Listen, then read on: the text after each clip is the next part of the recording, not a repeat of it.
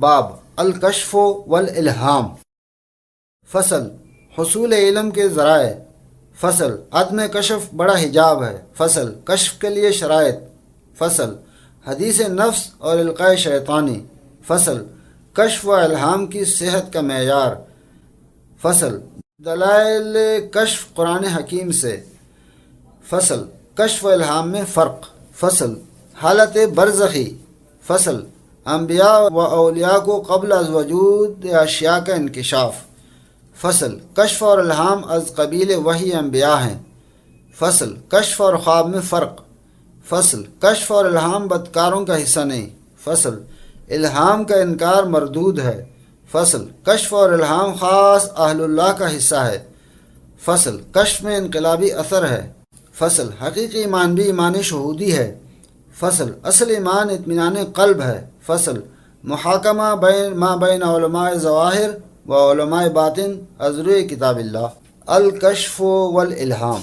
فصل حصول علم کے ذرائع۔ انسان کے لیے حصول علم کے 3 ذرائع ہیں: حواس ظاہری، وہم و عقل اور نور بصیرت۔ حواس ظاہری سے جو علم حاصل کیا جاتا ہے اس کی بنیاد احساس اور مشاہدہ پر ہے۔ عقل و وہم سے جو علم حاصل ہوتا ہے وہ انتقال من المعلوم الی المجہول کے طریقے پر ہوتا ہے، یعنی معلوم چیز سے نامعلوم چیز کی طرف۔ اور نور بصیرت سے جو علم حاصل ہوتا ہے اس کا ذریعہ تلقی روحانی عن الغیب ہے، یعنی غیب سے روحانی القاء کا ہونا۔ وہی تحدیث، تفہیم، ذوق، معرفت، علم لدنی، مشاہدہ، کشف، الہام اور وجدان تلقی روحانی ہی کی مختلف صورتیں ہیں۔ وقد تسمى جميع انواع التلقى عن الغیب ما عدا الوحی الکشف والالہام، ولما انقطع الوحی بخاتم الانبیاء صلوات اللہ علیہ لم يبقى من اقسام التلقى الا الکشف والالہام۔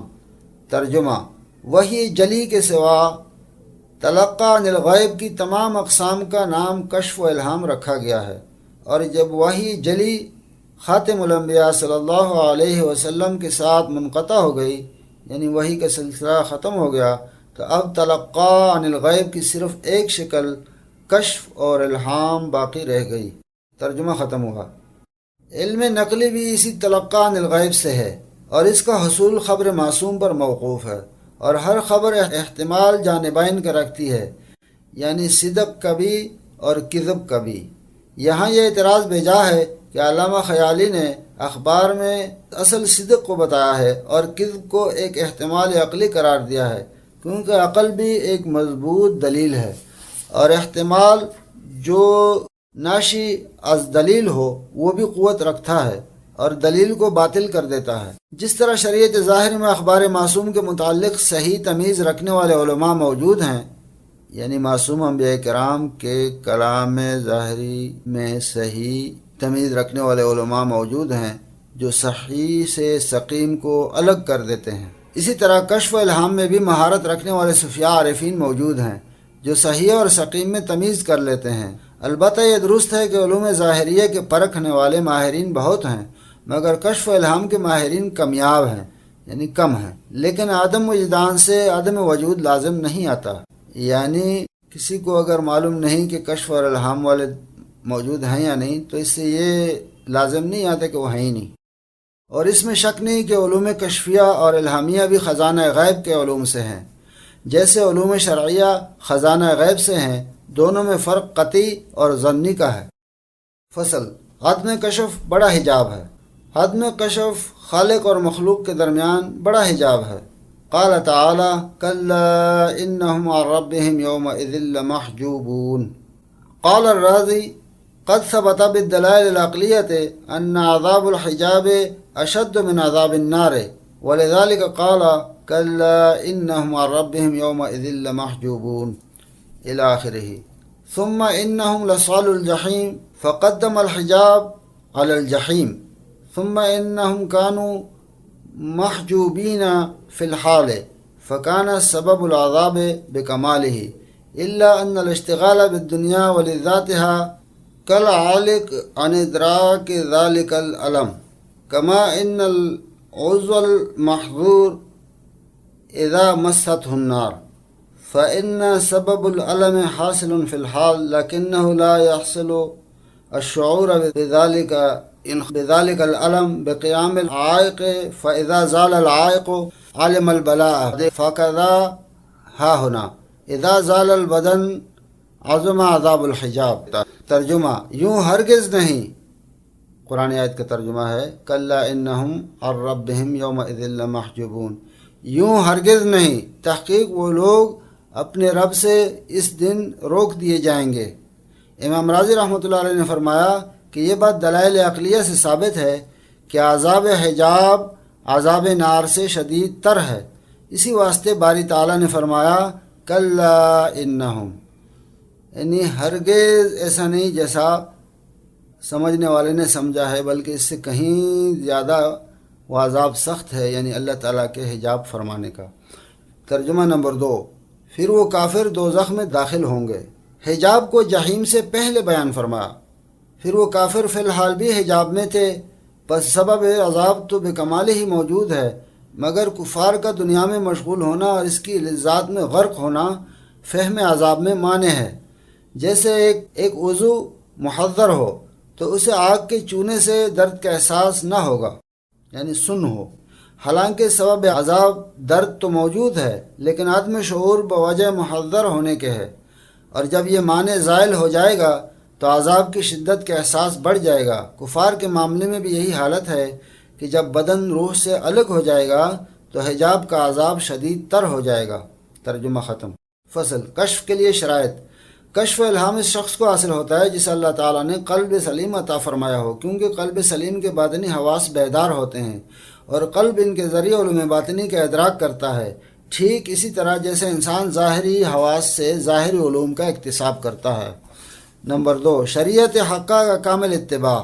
گویا کشف و الہام کے لیے 2 شرائط ہیں، ایک وہبی یعنی قلب سلیم کا ہونا، ایک کسبی یعنی اتباع شریعت۔ جس شخص میں یہ دونوں شرائط پائی جائیں گی اسے الہام خیر اور القاء رحمانی سے نوازا جائے گا۔ جس کا عقیدہ خراب، عمل ناقص اور اخلاص نایاب ہو، اسے کیسے اتنی بڑی نعمت کا مستحق قرار دیا جائے گا؟ فصل، حدیث نفس اور القاء شیطانی۔ قال اللہ تعالی وَإِنَّ الشَّيَاطِينَ لَيُوحُونَ إِلَىٰ أَوْلِيَائِهِمْ، اور اس قسم کی متعدد دوسری آیات سے ثابت ہوتا ہے کہ شیطان کی طرف سے بھی القاء اور الہام کا سلسلہ برابر چل رہا ہے، مگر اس کے لیے بھی ایک خاص معیار اور شرط ہے، کما قال تعالی هل أنبئكم على من تنزل الشیاطین تنزل على كل افاک اثیم۔ ترجمہ، کیا میں تمہیں بتاؤں کہ شیطان کس پر اترا کرتے ہیں؟ ایسے شخصوں پر اترا کرتے ہیں جو دروغ گفتار بد کردار ہوں۔ ترجمہ ختم ہوا۔ اس سے معلوم ہوا کہ القاء شیطانی بھی اس شخص پر ہوتا ہے جو کفر و شرک و بدعت میں کمال پیدا کر لے۔ جوگیوں، پنڈتوں اور دوسرے بے دینوں کے خرافات اسی قبیل سے ہیں۔ فصل، کشف و الہام کی صحت کا معیار۔ جیسا کہ اوپر بیان ہو چکا ہے کہ کشف کے لیے ایک وہبی چیز یعنی قلب سلیم کا ہونا پہلی شرط ہے، اسی طرح کشف کی صحت کا ایک وہبی معیار وجدان صحیح ہے۔ اس کی مثال یوں سمجھیے کہ معدہ انسانی مکھی کا وجود قبول نہیں کرتا، اور جیسے معدہ انسانی مکھی کو باہر پھینک دیتا ہے، اسی طرح قلب سلیم القاء شیطانی سے بے چینی محسوس کرتا ہے اور اسے رد کر دیتا ہے۔ نمبر 2، ہر کشف و الہام کو کتاب و سنت کے سامنے پیش کیا جائے گا۔ اگر وہ وحی قطعی سے متصادم ہے تو مردود ہے، اور اگر کتاب و سنت کے مطابق ہے تو صاحب کشف کو یقین رکھنا چاہیے کہ یہ من جانب اللہ ہے۔ نمبر 3، شریعت نے یہ التزام نہیں کیا کہ ہر امر واقعی کی تفصیل بیان کر دے۔ ہاں، جس امر کی شریعت نے نفی کر دی وہ منفی ہے، اور جس کا اثبات کر دیا وہ مثبت ہے، اور جس امر سے شریعت نے سکوت کیا وہ نفی اور اثبات دونوں کا احتمال رکھتا ہے۔ بس کشف و الہام سے ان دونوں امور میں سے جو چیز ثابت ہوگی وہ حق ہوگی، البتہ وہ کشف و الہام مردود ہوگا جو شریعت کے منفی کو مثبت بنا دے یا مثبت شریعت کو منفی بنا دے۔ بس حصول علم کے سلسلے میں کشف صحیح اور الہام و القاء ربانی کا انکار دین کے متواترات کا انکار ہے۔ فصل، دلائل کشف قرآن حکیم سے۔ قال تعالی فوجدا عبدا من عبادنا آتیناہ من لدنا علما، سورہ کہف۔ نمبر 2، فَأَرْسَلْنَا إِلَيْهَا رُوحَنَا فَتَمَثَّلَ لَهَا بَشَرًا سَوِيًّا، سورہ مریم۔ نمبر 3، وَإِذْ قَالَتِ الْمَلَائِكَةُ يَا مَرْيَمُ إِنَّ اللَّهَ اصْطَفَاكِ وَطَهَّرَكِ وَاصْطَفَاكِ عَلَى نِسَاءِ الْعَالَمِينَ، سورہ آل عمران۔ نمبر 4، یا مریم اقنتی لربک واسجدی وارکعی مع الراکعین، سورہ آل عمران۔ نمبر 5، اذ قالت الملائکۃ یا مریم ان اللہ یبشرک بکلمۃ منہ، سورہ آل عمران۔ نمبر 6، اذ اوحیت الی الحواریین ان آمنوا بی وبرسولی، سورہ مائدہ۔ نمبر 7، وَلَقَدْ آتَيْنَا لُقْمَانَ الْحِكْمَةَ أَنِ اشْكُرْ لِلَّهِ اے قُلْنَا أَنْ أَشْكُرِ اللَّهِ، سورہ لقمان۔ نمبر 8، وَأَوْحَيْنَا إِلَىٰ أُمِّ مُوسَىٰ أَنْ أَرْضِعِيهِ، سورۃ القصص۔ نمبر 9، قُلْنَا يَا ذَا الْقَرْنَيْنِ إِمَّا أَن تُعَذِّبَ وَإِمَّا أَن تَتَّخِذَ فِيهِمْ حُسْنًا، سورہ کہف۔ نمبر 10، فَلَمَّا فَصَلَ طَالُوتُ بِالْجُنُودِ قَالَ إِنَّ اللَّهَ مُبْتَلِيكُم بِنَہر، سورہ بقرہ۔ نمبر 11 ترجمہ۔ نمبر 1، سو انہوں نے ہمارے بندوں میں سے ایک بندے کو پایا جسے ہم نے اپنی خاص رحمت دی تھی اور ہم نے اسے اپنے پاس سے خاص طور کا علم سکھایا تھا، یعنی موسیٰ علیہ السلام کو اشارہ ہوا حضرت خضر علیہ السلام کے ساتھ ملنے کا، کہ خضر علیہ السلام کو ہم نے اپنی خاص رحمت دی تھی اور ہم نے اسے اپنے پاس سے خاص طور کا علم سکھایا تھا، اس طرف اشارہ ہے۔ نمبر 2، پس ہم نے ان کے پاس اپنے فرشتے کو بھیجا اور وہ ان کے سامنے ایک پورا آدمی بن کر ظاہر ہوا، یعنی حضرت مریم علیہ السلام کے سامنے حضرت جبرائیل علیہ السلام آدمی بن کر ظاہر ہوئے۔ نمبر 3، اور جب فرشتوں نے کہا اے مریم بلا شبہ اللہ تعالیٰ نے تم کو منتخب فرمایا ہے اور پاک بنایا ہے اور تمام جہان بھر کی عورتوں کے مقابلے میں منتخب فرمایا ہے۔ نمبر 4، اے مریم اپنے پروردگار کی اطاعت کرتی رہو اور سجدہ کیا کرو اور رکوع کیا کرو ان لوگوں کے ساتھ جو رکوع کرنے والے ہیں۔ نمبر 5، جب فرشتوں نے کہا اے مریم بے شک اللہ تعالیٰ تم کو بشارت دیتے ہیں ایک کلمہ کی جو من جانب اللہ ہوگا۔ نمبر 6، اور جب میں نے حواریین کو حکم دیا کہ تم مجھ پر اور میرے رسول پر ایمان لاؤ، یعنی حضرت عیسیٰ علیہ السلام کے حواریوں کو۔ نمبر 7، اور ہم نے لقمان کو دانشمندی عطا فرمائی کہ اللہ تعالیٰ کا شکر کرتے رہو، یعنی ہم نے کہا کہ اللہ کا شکر کرتے رہو۔ نمبر 8، اور ہم نے موسیٰ علیہ السلام کی والدہ کو الہام کیا کہ تم ان کو دودھ پلاؤ۔ نمبر 9، اور ہم نے یہ کہا اے ذوالقرنین خواہ سزا دو خواہ ان کے معاملے میں نرمی کا سلوک اختیار کرو۔ نمبر 10، اور جب طالوت فوجوں کو لے کر چلے تو انہوں نے کہا کہ حق تعالیٰ تمہارا امتحان کریں گے ایک نہر سے۔ تلک عشرۃ کاملہ، یہ 10 مثالیں ہوئی۔ فائدہ، نصوص قرآنیہ سے علوم کشفیہ اور الہامیہ ثابت ہو گئے۔ یہ بات کی بات ہے کہ یہ علوم قطعیہ ہوتے ہیں یا ظنیہ۔ نفس علم الہام و کشف ثابت ہو گیا، اس کا منکر نصوص قرآنیہ کا منکر ہوگا۔ سوال، کیا یہ علم غیب نہیں کہ کشف سے کسی کے دل کی بات معلوم کر لی جائے؟ الجواب، اس کو کشف قلوب کہا جاتا ہے اور یہ علم غیب نہیں، کیونکہ علم غیب کی تعریف یہ ہے کہ اس کی ابتدا اور انتہا نہ ہو، ذاتی ہو اور کسی واسطے سے حاصل نہ ہو۔ مگر اولیاء اللہ کا علم ذاتی نہیں بلکہ کشف و الہام کے واسطے سے ہوتا ہے، قدیم نہیں حادث ہے، حضوری نہیں حصولی ہے۔ ابن قیم نے کشف الہام پر بحث کرتے ہوئے لکھا ہے، لیس ھذا من علم الغیب بل علام الغیوب قذف الحق فی قلب قریب مبشرا بنورہ غیر مشغول بنقوش الاباطیل والخیالات والوساوس التي تمنعه من حصول صور الحقائق۔ ترجمہ، یہ علم غیب نہیں بلکہ علام الغیوب نے اس قلب میں ڈالا ہے جو نور سے بشارت دیا ہوا ہے اور نقوش باطلہ، خیالات فاسدہ اور وساوس میں مشغول نہیں۔ یہ وہ چیزیں ہیں جو حصول حقائق میں مانع ہوتی ہیں۔ فائدہ، اس عبارہ سے معلوم ہوا کہ یہ علم غیب نہیں اور کشف اللہ کے خاص بندوں کو ہوتا ہے جن کے قلوب صاف اور محبت الہی میں غرق ہوتے ہیں۔ نیز یہ بھی معلوم ہوا کہ جوگیوں اور بے دینوں پر حقائق اشیاء منکشف نہیں ہوتے۔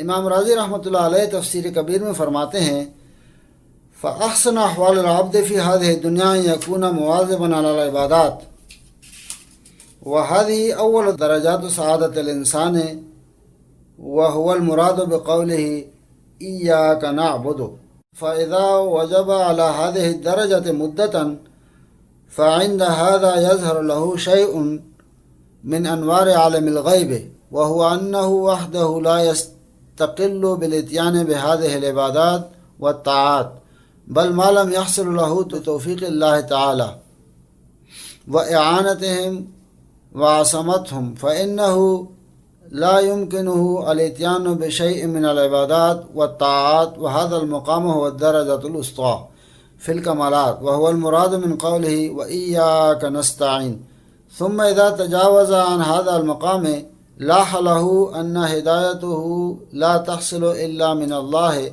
وأنوار المكشفات والتجلى لا تحصل إلا بهداية الله وهو المراد من قوله اهدنا الصراط المستقيم.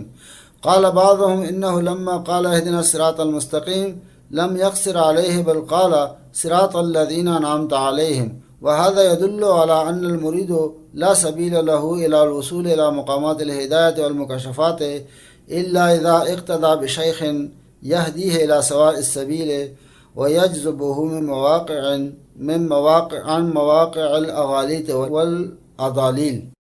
ترجمہ: امام راضی رحمۃ اللہ علیہ فرماتے ہیں کہ مکاشفات کا دروازہ اللہ کے ان خاص بندوں پر کھلتا ہے جن کو شیخ کامل میسر آ جائے، طلب صادق اور عزم و استعداد ہو تو اللہ تعالیٰ انہیں اس اعلیٰ مرتبہ پر پہنچا دیتا ہے۔ امام راضی رحمۃ اللہ علیہ فرماتے ہیں اخبر ان ابصار القلب يحصل بالذکر وانه يتمكن من الذکر بالتقوی۔ ترجمہ: یعنی کشف کا دروازہ اس کے لیے کھلتا ہے جو تقوی کے وصف کے ساتھ ذکر الہی پر مواظبت کرے، یعنی ہمیشگی کرے۔ فالتقوی باب الذکر والذکر باب الکشف۔ ترجمہ: پس تقوی دروازہ ہے ذکر کا اور ذکر دروازہ ہے کشف کا۔ ترجمہ ختم ہوا۔ غوث اعظم حضرت شیخ عبد القادر جیلانی رحمۃ اللہ علیہ فرماتے ہیں جس شخص کا ایمان قوی ہو جاتا ہے اور یقین جم جاتا ہے وہ قیامت کے معاملات جن کے حق تعالیٰ نے خبر دی ہے قلب کی آنکھ سے دیکھتا ہے۔ وہ دیکھتا ہے جنت اور دوزخ کو، وہ دیکھتا ہے سور کو اور اس فرشتے کو جو اس پر تعینات ہے، وہ دیکھتا ہے تمام چیزوں کو جیسی کہ وہ حقیقت میں ہیں۔ غوث اعظم رحمۃ اللہ علیہ نے صرف ایمان کو نہیں بلکہ ایمان کی قوی ہو جانے اور یقین جم جانے کو کشف کا ذریعہ قرار دیا ہے، اور بندے پر اللہ تعالیٰ کی خاص عنایت نہ ہو تو ایمان قوی کیوں کر ہو سکتا ہے۔ شیخ الاسلام مولانا حسین احمد مدنی رحمۃ اللہ علیہ فرماتے ہیں آثار ذکر خواہ انوار ہوں یا الہامات و کشف و کرامات وغیرہ خود بخود ظاہر ہوں تو بے شک معین و مددگار ہیں۔ شیخ الاسلام رحمۃ اللہ علیہ نے کشف کو آثار ذکر میں شمار کیا ہے اور ذاکر اللہ کے خاص بندے ہی ہوتے ہیں۔ امام غزالی رحمۃ اللہ علیہ فرماتے ہیں طریق سلوک کی ابتدائی مشاہدات اور مکاشفات سے شروع ہو جاتا ہے، حتیٰ کہ سالکین بیداری میں انبیاء کے ارواح اور ملائکہ کا مشاہدہ کرتے ہیں، ان کا کلام سنتے ہیں اور ان سے فوائد حاصل کرتے ہیں۔ فصل: کشف اور الہام میں فرق۔ فیض الباری جلد اول صفحہ نمبر 19۔ اما الفرق بین الکشف والالہام فکما قال الشیخ المجدد السرہندی رحمہ اللہ تعالی ان الکشف اقرب الی ما سموه اہل المعقول بالحسیات والالہام الی ما سموه بالوجدانیات واہل الالہام اقرب الی الصواب من الکشف فان الکشف رفع الحجاب عن الشیء والالہام القاء المضمون۔ ترجمہ: کشف اور الہام میں فرق ہے، جیسا کہ شیخ مجدد سرہندی رحمۃ اللہ علیہ نے فرمایا کہ اہل منطق جسے حسیات کہتے ہیں کشف اس کے زیادہ قریب ہے، اور جسے وجدانیات کہتے ہیں الہام اس کے زیادہ قریب ہے۔ شاید الہام اقرب الی الصواب ہے یہ بمقابلہ کشف کے، کیونکہ کشف سے مراد کسی شے سے حجاب کا اٹھ جانا ہے اور الہام دل میں کسی مضمون کا القاء ہونا ہے۔ کشف یا الہام اعلام من اللہ کی دو مختلف صورتیں ہیں، ان میں سے الہام اقرب الی الصواب ہے، یعنی یہ زیادہ صحیح ہونے کے قریب ہے۔ فصل: حالت برزخی۔ عالم دنیا اور عالم آخرت کے درمیان عرصہ کو عالم برزخ کہتے ہیں۔ اس عالم میں جو حالت پیش آتی ہے اسے حالت برزخی کہتے ہیں۔ اس میں میت پر دونوں جہانوں کے حالات منکشف ہوتے رہتے ہیں۔ انبیاء علیہم الصلاۃ والسلام پر عالم دنیا میں یہ حالات منکشف ہوتے رہتے ہیں۔ جو عارف باللہ اولیاء اللہ نور نبوت سے اپنے قلوب کو منور کر چکے ہوتے ہیں ان پر بھی یہ حالت آتی ہے۔ دنیاوی زندگی میں ان پر 3 حالتیں آتی ہیں، ایک بیداری، دوسری نوم، تیسری حالت ان دونوں کے درمیان، یہی حالت برزخی ہے۔ انبیاء علیہم الصلاۃ والسلام پر جب وحی نازل ہوتی ہے اور انہیں الہام اور کشف شروع ہوتا ہے تو ان پر یہی برزخی حالت طاری ہوتی ہے، اور اولیاء اللہ پر بھی بنیابت نبوت یہی حالت آتی ہے۔ اس حالت میں انبیاء اور اولیاء من وجہ دنیا سے منقطع ہو جاتے ہیں۔ یہ حالت استغراق، نہ بیداری ہوتی ہے نہ نیند۔ اس حالت برزخی میں الہام و انکشاف شروع ہو جاتا ہے۔ فیض الباری جلد اول صفحہ نمبر 26 پر اس کی کچھ تفصیل یوں دی گئی ہے: یحصل له صلی اللہ علیہ وسلم من الکرب عند نزول القرآن وهي حالة يؤخذ فيها من حال الدنيا من غير موت أو مقام برزخي يحصل له عند نزول الوحي. ولما كان برزخ العام ينكشف فيه للميت كثير من الأحوال خص الله نبيه ببرزخ في الحياة يلقي إليه فيه وحيه المشتمل على كثير من الأسرار، فقد يقع لكثير من الصلحاء عند الغيبة بالنوم أو غيره اطلاع على كثير من الأسرار، وذلك معتمد من المقام النبوي صلى الله عليه وسلم، ويشهد له حديث رؤيا المؤمن من سنة وهو 40 جزءا من النبوة. ترجمہ: حضور اکرم صلی اللہ علیہ وسلم کو نزول قرآن کے وقت ایک حالت پیش آتی تھی جو موت کے بغیر برزخی حالت ہوتی تھی۔ یہ حالت القاء وحی کے وقت ہوتی تھی۔ عالم برزخ میں میت پر برزخی حالات منکشف ہوتے ہیں۔ اللہ تعالیٰ نے اپنے نبی کریم صلی اللہ علیہ وسلم کو دنیا میں برزخی حالات سے مختص کیا ہے۔ جب ان پر وحی نازل ہوتی تو بہت سے اسرار پر مشتمل ہوتی تھی، اور یہ حالت برزخی ما بین نوم اور بیداری کے ہے۔ اولیاء اللہ کے لیے بھی ہے۔ اس حالت میں ان پر بہت سے اسرار الہی القاء ہوتے ہیں۔ اولیاء کے لیے یہ حالت مقام نبوت سے ماخوذ ہے۔ اس پر یہ حدیث گواہ ہے کہ المؤمن من 40 جزءا من النبوت، کہ مومن کا خواب نبوت کا 46واں حصہ ہے۔ من 46 جزءا من النبوت، کہ مومن کا خواب نبوت کا 46واں حصہ ہے۔ اور مشکلات القرآن صفحہ نمبر 274 پر ہے: فَلِذَلِكَ الْوَلِيُّ إِذَا أَطْلَعَهُ اللَّهُ تَعَالَى عَلَى غَيْبِهِ لَمْ يَرَى بِنُورِ نَفْسِهِ وَإِنَّمَا يَرَاهُ بِنُورِ مَطْبُوعِهِ اے بنور نبیہ۔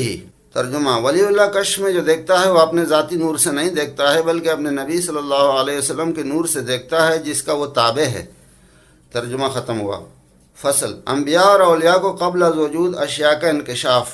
فیض الباری جلد اول صفحہ نمبر 182: اعلم ان ما يرونه الاولیاء من الاشیاء قبل وجودها لها ايضا نحو من الوجود، كما ان بيزيد البسطامي رحمۃ اللہ علیہ لما مر من جانب مدرسة وهبت الريح قال اني اجد منها ريح عبد من عباد الله، فنشأ منه الشيخ ابو الحسن الخرقاني رحمۃ اللہ علیہ، وكما ان النبي صلی اللہ علیہ وسلم قال اني اجد نفس الرحمن من اليمن، فنشأ منه الاویس القرنی، وهذا ايضا نحو من الوجود۔ ترجمہ: جان لو کہ اولیاء اللہ جس چیز کو اس کی پیدائش سے پہلے دیکھتے ہیں اس کا بھی ایک قسم کا وجود ہوتا ہے۔ جیسے بایزید بسطامی رحمۃ اللہ علیہ ایک مدرسہ کے پاس سے گزرے تو ہوا کا جھونکا آیا، آپ نے فرمایا کہ مجھے اس میں ایک مرد خدا کی خوشبو آ رہی ہے۔ چنانچہ 100 سال بعد وہاں ابو الحسن خرقانی رحمۃ اللہ علیہ پیدا ہوئے۔ اسی طرح حضور صلی اللہ علیہ وسلم نے فرمایا کہ میں یمن کی طرف سے تجلیات باری دیکھتا ہوں، چنانچہ وہاں اویس قرنی رحمۃ اللہ علیہ پیدا ہوئے۔ یہ بھی پیدائش سے پہلے قبل ایک قسم کے وجود کی دلیل ہے۔ اسی کتاب کے صفحہ نمبر 334 پر ہے: وقد ثبت عند الشرع وجودات للشيء قبل وجودها في هذا العالم، ترجمہ، شریعت کی روح سے ثابت ہے کہ اشیاء کے وجود میں آنے سے پہلے ایک قسم کے وجود میں ہوتے ہیں۔ پھر جلد نمبر 3 صفحہ نمبر 337 پر فرمایا، قال ترون ما ارى هذا الذي قلت ان للشيء وجود قبل ظهوره في هذا العالم عيزا، فالفتن التي رآها النبي صلى الله عليه وسلم تقطر خلال بيوتهم لم تكن في زمانه ولكنه رآها نحو وجودها قبل ظهورها۔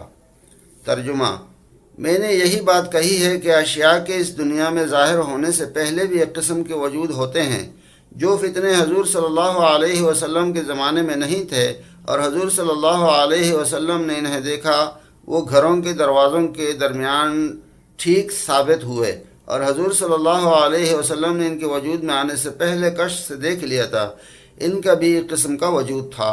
اور روح المعانی جلد اول صفحہ نمبر 233 پر ہے کہ اولیاء اللہ بقید حیات دنیاوی جنت کی سیر کرتے ہیں۔ والذی ذهب الیہ ساداتنا الصوفیہ قدس اللہ تعالی اسرارهم انہا فی الارض عند جبل الیاقوت تحت خط الاستواء ویسمونها جنت البرزخ وهي الآن موجودة وإن العارفين يتخذونها اليوم بأرواحهم لا بأجسادهم۔ ترجمہ، صوفیہ کرام نے فرمایا، وہ جنت جس میں حضرت آدم علیہ السلام کو خدا نے رکھا تھا، وہ زمین پر برزخی جنت ہے جو جبل یاقوت کے پاس ہے۔ صوفیہ اپنے ارواح کے ساتھ حالت کشف میں اس جنت کی سیر کرتے ہیں، اجسام کے ساتھ نہیں۔ ترجمہ ختم ہوا۔ عوام کا نیند کی حالت میں خواب میں مختلف اشیاء دیکھنا ایک عام بات ہے جو کسی کے لیے بھی حیرت کی بات نہیں۔ یہی صورت اولیاء اللہ کو بیداری کی حالت میں پیش آتی ہے۔ جیسے نیند کی حالت میں انسان کی آنکھیں بند ہوتی ہیں، حرکات ختم اور خیالات کی جولانی بھی نہیں ہوتی، اسی طرح اولیاء اللہ بیداری کی حالت میں اندھیرے کمرے میں بیٹھ جاتے ہیں، آنکھیں بند کر لیتے ہیں اور خیالات کو ہر طرف سے ہٹا کر اللہ تعالیٰ کی طرف متوجہ ہو جاتے ہیں۔ اس یکسوئی کی حالت میں ان پر حالات کا انکشاف ہوتا ہے۔ مرقات جلد اول صفحہ 2 پر ملا علی قاری رحمۃ اللہ علیہ فرماتے ہیں، الظلمۃ فی المکان اجل القلوب فی الذکر۔ ترجمہ، مکان میں تاریکی ذکر کے دوران دلوں کو بہت جلا بخشنے والی ہے۔ اور فیض الباری صفحہ نمبر 176 پر فرمایا، ان الاولیاء یرون فی کشوفہم اشیاء بعیون الباصرۃ ولا نراها كذلك والانبیاء علیہم الصلاۃ والسلام یرون المغیبات بأعین الباصرۃ فی الیقظۃ۔ ترجمہ، اولیاء اللہ کشف میں ان کی آنکھوں سے وہ کچھ دیکھتے ہیں جو ہم نہیں دیکھ سکتے، اور انبیاء کرام علیہم السلام غیب کی چیزوں کو ان کی آنکھوں سے بیداری کی حالت میں دیکھتے ہیں جن کو عوام نہیں دیکھ سکتے۔ ترجمہ ختم ہوا۔ ہر چیز کی ایک صورت ہوتی ہے اور ایک اس کی حقیقت۔ نگاہ ظاہر صورت تک پہنچ کر رک جاتی ہے کیونکہ اس کی حد وہی ہے، مگر نگاہ باطن بصیرت صورت سے گزر کر حقیقت تک پہنچ جاتی ہے، اور نگاہ وہی ہے جو حقیقت کا کھوج لگا لے۔ خوب کہا کسی نے، اے اہل نظر، ذوق نظر خوب ہے لیکن جو شے کی حقیقت کو نہ سمجھے وہ نظر کیا۔ علماء ظاہر بین اور حقیقت شناس عارفین میں یہی فرق ہے، جیسا کہ فیض الباری جلد اول صفحہ نمبر 18 پر فرمایا، وَنَظْرُ الْعُلَمَاءِ أَحْكَمُ وَنَظْرُ أَرْبَابِ الْحَقَائِقِ أَسْبَقُ وَأَلْطَفُ فَهُمْ يَعْتَدُونَ عَلَى مَا يَظْهَرُ مِنْ ظَاهِرِ الشَّرِيعَةِ وَهَؤُلَاءِ يُدَامُونَ مَا كَشَفَ اللَّهُ سُبْحَانَهُ عَلَيْهِمْ مِنْ حَقَائِقِ الشَّرِيعَةِ وَأَسْرَارِهَا وَفِي الْحَدِيثِ لِكُلِّ آيَةٍ ظَاهِرٌ وَبَاطِنٌ وَلِكُلِّ حَدٍّ مَطْلَعٌ وَلَكِنَّ مَنْ لَمْ يَجْعَلِ اللَّهُ لَهُ نُورًا فَمَا لَهُ مِنْ نُورٍ۔ ترجمہ، علماء ظاہر کی نگاہ مضبوط ہے مگر ارباب حقائق صوفیہ کی نگاہ بہت آگے ہے اور بڑی لطیف ہے۔ علماء ظاہر تو ظاہری شریعت پر عمل کرتے ہیں، اولیاء اللہ ان امور کی رعایت ملحوظ رکھتے ہیں جو اللہ تعالیٰ شریعت کے حقائق اور رموز میں سے بذریعہ کشف ان پر ظاہر کرتا ہے۔ اور حدیث میں ہے کہ ہر آیت قرآنی کا ظاہر بھی ہے اور باطن بھی، اور ہر چیز کی ایک حد ہے، لیکن جس کو اللہ تعالیٰ نور بصیرت نہ دے اس کے لیے کوئی نور نہیں۔ ترجمہ ختم ہوا۔ صورت شائع اور حقیقت شائع میں جو فرق ہے اس کو سمجھنے کے لیے حضرت موسیٰ علیہ السلام اور حضرت خضر علیہ السلام کا واقعہ کافی ہے۔ کچھ برخود غلط قسم کے لوگ علم حقائق اور علم اسرار کو علم غیب کی قبیل سے شمار کرتے ہیں، اور علم غیب خاصہ خدا ہے، اس لیے کشف کا انکار کر دیتے ہیں۔ اس کا علمی جواب گزشتہ کسی باب میں دیا جا چکا ہے۔ اصل بات یہ نہیں کہ اعتراض میں کوئی وزن ہے، حقیقت یہ ہے کہ یہ لوگ قرآن و حدیث کو اپنا رہنما بنا کر ان کے پیچھے چلنے کے عادی ہی نہیں، یہ خدا اور رسول کو اپنے پیچھے چلانے کی کوشش کرتے ہیں، اس لیے قرآن و حدیث میں سے صرف اسی کو حق سمجھتے ہیں جو ان کے اپنے ایجاد کردہ عقیدہ کے مطابق ہو۔ فیض الباری جلد اول صفحہ نمبر 153 پر اس مسئلے پر اصولی بحث کی گئی ہے۔ اعلم ان هذه الخمس لما كانت من الامور التكوينيه وان الشريعه لم يظهر عليها احد من الانبياء الا بما شاء وجعل مفاتيحه عنده فقال وعنده مفاتيح الغيب لا يعلمها الا هو لا لهم بحثوا للتشريع فالمناسب لهم علوم التشريع وان التكوين ثم المراد منه اصولها ولما علم الجزئيات فقد يعطى منه الأولياء رحمهم الله تعالى أيضا لأن علم الجزئيات ليس بعلم في الحقيقة لكونها محضا للتوسلات والتعبيرات محضا۔ ترجمہ خوب سمجھ لو کہ مغیبات خمسہ کا تعلق امور تکوینی سے ہے، تشریعی سے نہیں، اس لیے اللہ تعالیٰ نے اس کے متعلق کسی نبی کو اطلاع نہیں دی اور اس کی چابیاں اپنے پاس رکھیں، اور فرمایا کہ غیب کی چابیاں اس کے پاس ہیں، اس کے بغیر نہیں کوئی جانتا۔ چونکہ انبیاء کرام شریعت کے احکام بیان کرنے کے لیے مبعوث ہوتے ہیں، اس لیے ان کے منصب کے مناسب شریعت کے علوم ہی ہیں، امور تکوینی نہیں۔ پھر علوم خمسہ سے مراد اصول علم ہے، جزئیات نہیں۔ جزئیات کا علم اللہ تعالیٰ اپنے اولیاء کرام کو بھی دے دیتا ہے، کیونکہ جزوی علم حقیقت میں علم ہی نہیں، کیونکہ وہ قابل تغیر و تبدل ہے۔ ترجمہ ختم ہوا۔ اسی حقیقت کو ملا علی قاری رحمۃ اللہ علیہ نے مرقات جلد اول صفحہ نمبر 76 پر یوں بیان فرمایا ہے: فَإِن قُلْتَ قَدْ أَخْبَرَ الْأَنْبِيَاءُ وَالْأَوْلِيَاءُ بِشَيْءٍ كَثِيرٍ مِّن ذَلِكَ فَكَيْفَ الْحِصْرُ؟ قُلْتُ الْحِصْرُ بِإِعْتِبَارِ كُلِّيَاتِهَا وَعَنْ جُزْئِيَاتِهَا لا عن جزئیاتها۔ اگر تو کہے کہ جب اللہ تعالیٰ نے ان مغیبات میں سے بہت سے حصوں کے متعلق انبیاء اور اولیاء کو خبر دے دی ہے تو حصر کیسے ہوا؟ میں کہوں گا کہ کلیات کے اعتبار سے حصر ہے، جزیات کے لحاظ سے نہیں، یعنی جزیات میں سے انبیاء اور اولیاء کو اطلاع دے دی جاتی ہے جو مانع حصر نہیں۔ ترجمہ ختم ہوا۔ نگاہ کا صورت شے تک پہنچ کر رک جانا بڑا حجاب ہے، اور یہ حجاب در حقیقت عذاب ہے، جیسا کہ مرقات شرح مشکات جلد اول صفحہ نمبر 15 پر وَمَن لَّمْ يَجْعَلِ اللَّهُ لَهُ نُورًا فَمَا لَهُ مِن نُور کے سلسلے میں فرمایا: فَقُلْتُ السَّادَاتُ الصُّوفِيَّةُ الْحِجَابُ أَشَدُّ الْعَذَابِ۔ وہ فرماتے ہیں کہ صوفیاء کرام فرماتے ہیں کہ حجاب شدید ترین عذاب ہے۔ اس سلسلے میں ایک سوال توجہ طلب ہے کہ انبیاء کرام علیہ الصلاۃ والسلام اور اولیاء اللہ کو کشف میں اشیاء قبل از وجود جو دکھائی دیتی ہیں وہ کون سا وجود ہوتا ہے؟ کیا یہ وجود مثالی ہوتا ہے؟ کچھ لوگوں نے اپنی اٹکل سے یہی رائے ظاہر کی ہے کہ وہ اشیاء کا وجود مثالی ہوتا ہے، مگر یہ رائے محض بے بنیاد ہے، کیونکہ نمبر 1 مثال اس چیز کی ہوتی ہے جس کا وجود اصلی پہلے موجود ہو، جب ممثل لہو کا وجود ہی نہیں تو مثال کس کی ہوگی؟ نمبر 2 انسانوں میں وجود مثالی سے تماثل نوعی مراد ہوتا ہے کہ یہ دونوں ایک ہی نوع انسانی کے فرد ہیں، اس لیے وجود مثالی کو کون کہہ سکتا ہے کہ اسی انسان کا فرد ہے؟ جب مثال شے دیدنی ہے نہ بودنی، جیسا کہ خواب میں دکھائی دینے والی چیز کا کوئی حقیقی وجود نہیں ہوتا بلکہ اس کا وجود صرف دیکھنے کی حد تک ہے، پھر معدوم ہو جاتا ہے۔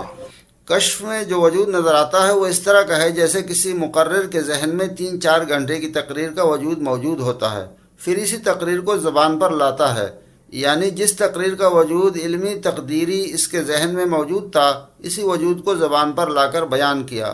اگر مقرر کے ذہن میں تقریر کا وجود مثالی مانا جائے تو علم بھی وجود مثالی کا ہوگا اور تقریر بھی وجود مثالی کی ہوگی، کیونکہ جب اصل وجود کا علم ہی نہ تھا تو اس کا بیان کیوں کر ہوگا؟ اسی طرح مستری کے ذہن میں مکان کا جو نقشہ ہوتا ہے وہی مادی طور پر اینٹ پتھر سے مل کر خارج میں وہ ظاہر ہوا۔ یہ نہیں کہا جا سکتا کہ اس کے ذہن میں وجود مثالی کا نقشہ تھا اور مکان مثالی ہی تیار ہوا۔ مختصر یہ کہ جو وجود ذہن میں ہوتا ہے اس پر خارج میں ثمرات، اثرات اور احکام کی بنا ہوتی ہے۔ اسی طرح تمام اشیاء کا وجود اعلیٰ تقدیر عند اللہ حاضر ہے، وہ اپنے قدیم ازلی علم سے ان کو جانتا ہے۔ وہی وجود اپنے وقت پر خارج میں مادی دنیا میں ظہور پذیر ہوتا ہے۔ فإن الوجود الخارجی هو ما يكون مبدأ الآثار مظہر الاحکام وعلیہ ترتیب الثمرات ما كان للوجود الذہنی۔ ترجمہ: پس وجود خارجی آثار کا مبدا ہے اور احکام کا ظاہر کرنے والا ہے، اور اسی پر وجود ذہنی کے ثمرات مرتب ہوتے ہیں۔ حقیقت یہ ہے کہ ہر شے کا وجود اس کی پیدائش سے پہلے عالم تقدیر میں موجود ہوتا ہے، جس کو وجود علمی تقدیری کہا جاتا ہے۔ جس نے دنیا میں آنا ہے، اسی وجود پر اللہ تعالیٰ انبیاء اور اولیاء کو مطلع فرماتے ہیں، یعنی ان کے جزوی واقعات کے متعلق اطلاع من اللہ ہوتی ہے۔ جب اللہ تعالیٰ نے اطلاع دے دی تو غیب نہ رہا۔ علم غیب کی تعریف یہ ہے: لا یعرف بحواس ظاہرت ولا بباطنۃ ولا ببداہۃ العقل۔ اس لیے جس کو ظاہری آنکھیں دیکھ لیں یا عقل کی روشنی سے معلوم ہو سکے وہ غیب کی تعریف میں نہیں آتا۔ غیب کی دوسری خصوصیت یہ ہے وہ علم اس کا ذاتی ہو، کسی واسطہ یا ذریعہ سے حاصل نہ کیا گیا ہو۔ تیسری خصوصیت علم غیب کی یہ ہے کہ حادث نہ ہو، اس کی ابتدا اور انتہا نہ ہو۔ جو علم ذاتی نہ ہو وہی کشف یا الہام کے واسطے سے حاصل ہو یا خواب کے ذریعے سے حاصل ہو، اسے علم غیب کہنا صرف ان لوگوں کا کام ہے جو سراپا جہالت میں غرق ہیں اور جنہیں علم کی ہوا بھی نہیں لگی۔ فصل: کشف اور الہام از قبیل وحی انبیاء ہیں۔ قال ابن حجر رحمہ اللہ: وهو المقام الذي اشار الیہ وهو الالہام وهو من جملۃ اقسام وحی الانبیاء۔ ترجمہ: اور مقام مشار الیہ الہام ہے اور وہی انبیاء کی قسموں میں سے ایک قسم ہے۔ فصل: کشف اور خواب میں فرق۔ ان المنام یرجع الی قواعد مقررۃ وله تعویلات مختلفۃ ويقع لكل احد بخلاف الالہام فانه لا يقع الا للخواص۔ ترجمہ: خوابوں کے لیے قانون تعبیر مقرر ہے اور اس کی مختلف تعبیرات ہوتی ہیں اور خواب ہر شخص دیکھتا ہے۔ اس کے برعکس الہام خواص سے مختص ہے۔ ترجمہ ختم ہوا۔ فصل: کشف و الہام بدکاروں کا حصہ نہیں۔ وقولہ صلی اللہ علیہ وسلم: قد کان فی آدم محدثون فثبت بهذا ان الالہام حق وانہ وحی باطن وانما حرمہ العاصی لاستیلاء وحی الشیطان علیہ۔ ترجمہ: حضور صلی اللہ علیہ وسلم نے فاروق اعظم کو محدث فرمایا اور فرمایا کہ امم سابقہ میں بھی محدث ہوئے ہیں۔ اس سے الہام کا وحی باطنی اور حق ہونا ثابت ہوا ہے، اور بدکاروں کو اس سے محروم رکھا گیا ہے کیونکہ ان پر وحی شیطانی کا غلبہ ہوتا ہے۔ فصل: الہام کا انکار مردود ہے۔ قال ابن السمعانی ان انکار الالہام مردود ويجوز ان يفعل اللہ تعالی بعبدہ ما یکرمہ بہ۔ ابن سمعانی رحمۃ اللہ علیہ نے فرمایا کہ الہام کا انکار مردود ہے، یہ جائز ہے کہ اللہ تعالیٰ کسی بندے کو بوجہ الہام مکرم بنا دے۔ فصل: کشف و الہام خاص اہل اللہ کا حصہ ہے۔ وَنَحْنُ لَا نُنْكِرُ أَنَّ اللَّهَ تَعَالَى يُكْرِمُ عَبْدَهُ بِزِيَادَةِ نُورٍ فِيهِ يَزْدَادُ بِهِ نَظَرُهُ وَيَقْوِي بِهِ رَأْيُهُ وَإِنَّمَا هُوَ نُورٌ يَخْتَصُّ بِهِ اللَّهُ تَعَالَى لِمَن يَشَاءُ مِنْ عِبَادِهِ۔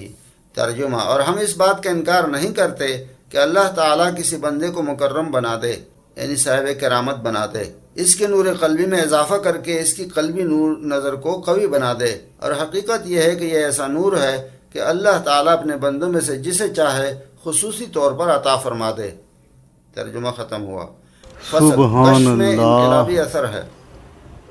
وَأُلْقِيَ السَّحَرَةُ سَاجِدِينَ فَمَا رَفَعُوا رُؤُوسَهُمْ حِينَ رَأَوُا الْجَنَّةَ وَالنَّارَ وَثَوَابُ أَهْلِهَا۔ ترجمہ: ابن کثیر نے اس آیت کی تفسیر میں فرماتے ہیں کہ ساحرین فرعون جو حضرت موسیٰ علیہ السلام کے مقابلے میں آئے تھے، انہوں نے سجدہ سے اس وقت تک سر نہ اٹھایا جب تک جنت و دوزخ اور عذاب و ثواب کو نہ دیکھ لیا۔ جو حضرت موسیٰ علیہ السلام کے مقابلے میں آئے تھے، انہوں نے سجدہ سے اس وقت سر اٹھایا جب جنت و دوزخ اور عذاب و ثواب کو دیکھ لیا۔ فائدہ یہ ہے کشف کا انقلابی اثر۔ ساحرین فرعون نے درباری قرب کو چھوڑا، انعامات سے دستبردار ہوئے، موت کو بخوشی اختیار کرنے کا اعلان کر دیا۔ کیونکہ کشف سے حقیقت واضح ہو چکی تھی، اس لیے زندگی کا رخ ہی بدل گیا۔ فصل حقیقی ایمان بھی ایمان شہودی ہے۔ عن حارث بن مالک الانصاری رضی اللہ تعالیٰ عنہ مر برسول اللہ صلی اللہ علیہ وسلم فقال له كيف اصبحت يا حارث؟ قال اصبحت مؤمنا حقا۔ قال انظر ما تقول فإن لكل شيء حقيقة فما حقيقة إيمانك؟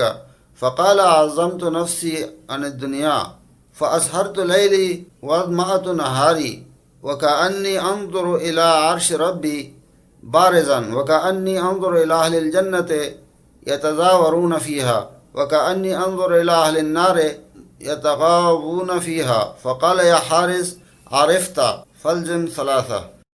ترجمہ: حارث بن مالک فرماتے ہیں کہ میں رسول اللہ صلی اللہ علیہ وسلم کے پاس سے گزرا۔ آپ صلی اللہ علیہ وسلم نے فرمایا، اے حارث کیا حال ہے؟ میں نے عرض کیا، حقیقی مومن ہوں۔ فرمایا، سوچو تو صحیح، کیا کہہ رہے ہو؟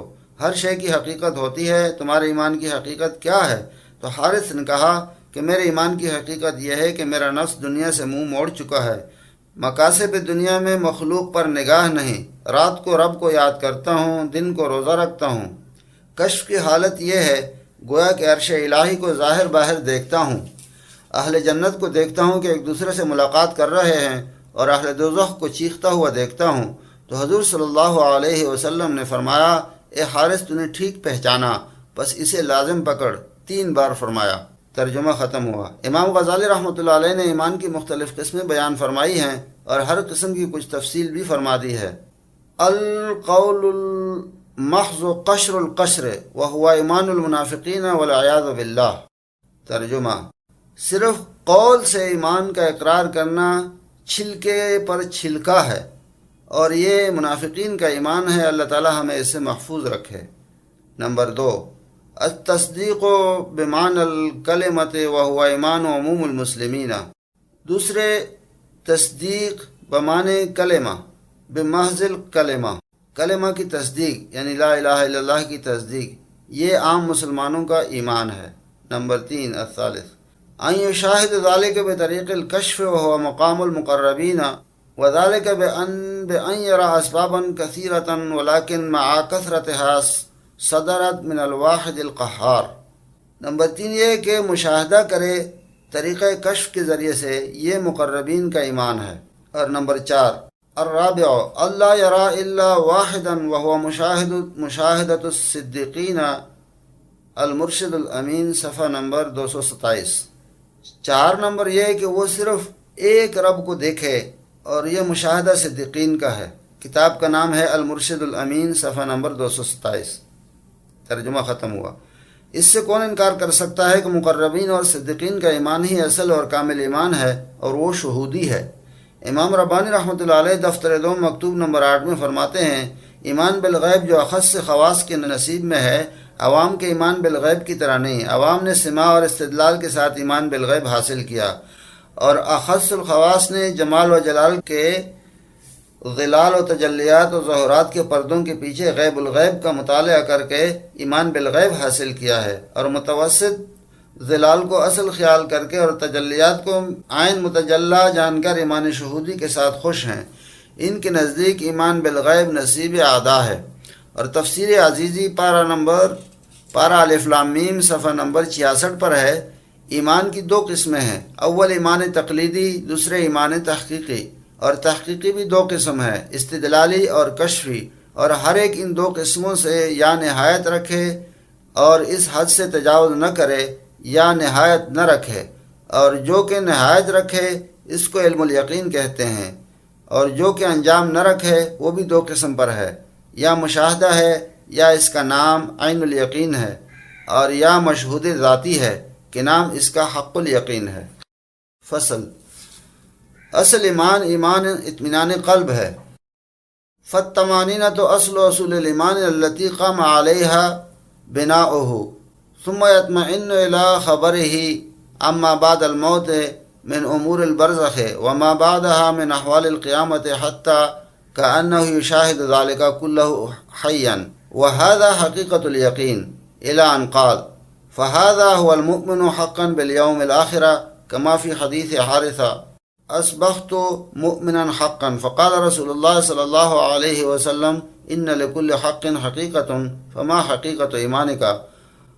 قال: عزمت نفسي عن الدنيا وأهلها وكأني أنظر إلى عرش ربي بارزا، وإلى أهل الجنة يتزاورون فيها وأهل النار ليعلبون فيها. فقال: عبد نور اللہ قلبہ.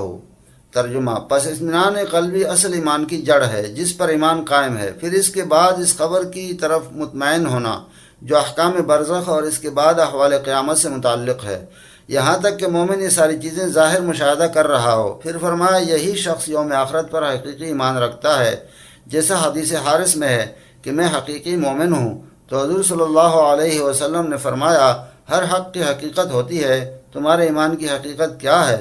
عرض کیا: میں نے دنیا اور اہل دنیا سے منہ پھیر لیا ہے، گویا کہ عرش الہی کو ظاہر دیکھتا ہوں، اہل جنت کو دیکھتا ہوں کہ ایک دوسرے کی ملاقات کو جا رہے ہیں، اور اہل دوزخ کو دیکھتا ہوں کہ انہیں عذاب دیا جا رہا ہے۔ تو حضور صلی اللہ علیہ وسلم نے فرمایا: یہ ایسا بندہ ہے جس کے دل کو اللہ تعالیٰ نے منور کر دیا ہے۔ ترجمہ ختم۔ فائدہ: اس سے ثابت ہوا کہ حقیقت ایمان اطمینان قلب کے بعد حاصل ہوتی ہے، اور اطمینان قلب ذکر الہی سے پیدا ہوتا ہے، کما قال تعالی: الا بذکر اللہ تطمئن القلوب۔ اور حقیقت ایمان یہ ہے کہ مومن کا قلب اس قدر منور ہو جائے کہ اس کی روشنی میں عرش باری تعالی جہاں سے امر نازل ہوتا ہے نظر آ جائے، امور برزخ اور جنت و دوزخ نظر آ جائیں۔ اسی کا نام کشف ہے، اور یہی حقیقت ایمان کی دلیل ہے۔ سوال: جب دیگر صحابہ کرام سے ایسے واقعات منقول نہیں تو کیا ان پر اعتراض وارد ہوگا؟ الجواب: ہر صحابی سے عدم نقل اور چیز ہے اور عدم کشف اور چیز ہے۔ عدم نقل سے عدم وجود کہاں ثابت ہوا؟ صحابہ کرام کے انکشاف فردن فردن اتنے ہیں کہ شمار میں نہیں آ سکتے، ذخیرہ حدیث ان سے بھرا پڑا ہے۔